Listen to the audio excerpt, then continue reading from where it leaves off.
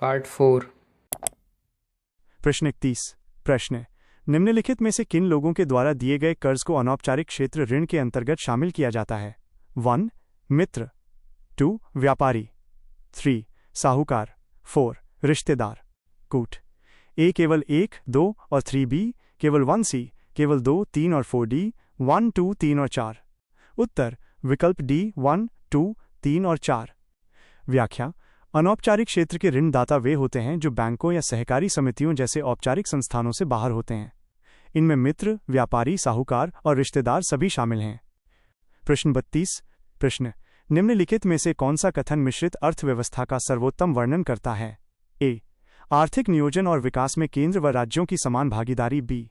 निजी एवं सार्वजनिक दोनों क्षेत्रों की विद्यमानता। सी. औद्योगिक क्षेत्र और सेवा क्षेत्र का अर्थव्यवस्था में सर्वाधिक योगदान। डी. वृहद एवं कुटीर उद्योग का सह अस्तित्व। उत्तर: विकल्प बी, निजी एवं सार्वजनिक दोनों क्षेत्रों की विद्यमानता। व्याख्या: मिश्रित अर्थव्यवस्था वो प्रणाली है जिसमें निजी, प्राइवेट और सार्वजनिक पब्लिक दोनों क्षेत्रों का सह अस्तित्व और अर्थव्यवस्था में भागीदारी होती है। प्रश्न 33।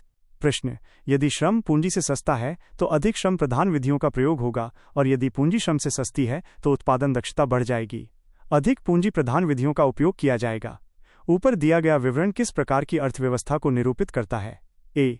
स्वतंत्र अर्थव्यवस्था। बी. समाजवादी अर्थव्यवस्था। सी. पूंजीवादी अर्थव्यवस्था। डी. मिश्रित अर्थव्यवस्था। उत्तर: विकल्प सी, पूंजीवादी अर्थव्यवस्था। व्याख्या: उत्पादन के साधनों, श्रम और पूंजी के चयन का ये सिद्धांत, जो लागत को कम करने और लाभ को अधिकतम करने पर आधारित है, पूंजीवादी अर्थव्यवस्था का मूल लक्षण है। प्रश्न 34। प्रश्न कथन: ए. सामाजिक सुरक्षा व्यवस्था के लाभ संगठित क्षेत्र के कर्मचारियों को मिलते हैं। कारण: आर. असंगठित क्षेत्र के कर्मचारियों की कमाई संगठित क्षेत्र की तुलना में कम होती है। सही उत्तर का चयन कीजिए। ए और आर दोनों सत्य हैं तथा आर ए की सही व्याख्या करता है। बी और आर दोनों सत्य हैं तथा आर ए की सही व्याख्या नहीं करता है। सी. ए सत्य है लेकिन आर असत्य है। डी. ए असत्य है लेकिन आर सत्य है।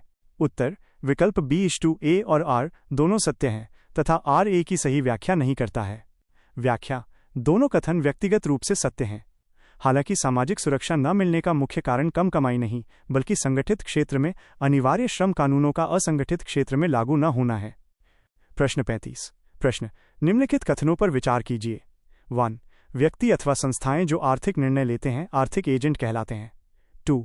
आर्थिक एजेंट के अंतर्गत सरकार, निगम, बैंक जैसी संस्थाएं भी सम्मिलित हैं। उपर्युक्त में से कौन -सा से कथन सत्य है? कूट: ए. केवल 1B, केवल 2C1 और 2 दोनों। डी. न तो 1 और न ही 2। उत्तर: विकल्प सी, 1 और 2 दोनों।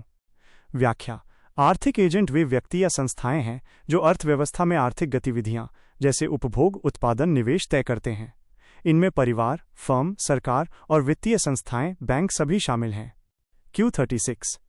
प्रश्न: निम्नलिखित में से किसे समष्टि अर्थशास्त्र मैक्रो इकोनॉमिक्स का जनक माना जाता है? विकल्प: A. Adam Smith, B. Karl Marx, C. Alfred Marshall, D. J.M. Keynes. सही उत्तर: डी. J.M. कीन्स। विवरण: जॉन मेनार्ड कीन्स को आधुनिक समष्टि अर्थशास्त्र का संस्थापक माना जाता है। उन्होंने मंदी और बेरोजगारी जैसी समस्याओं के लिए व्यापक आर्थिक समाधान प्रस्तुत किए।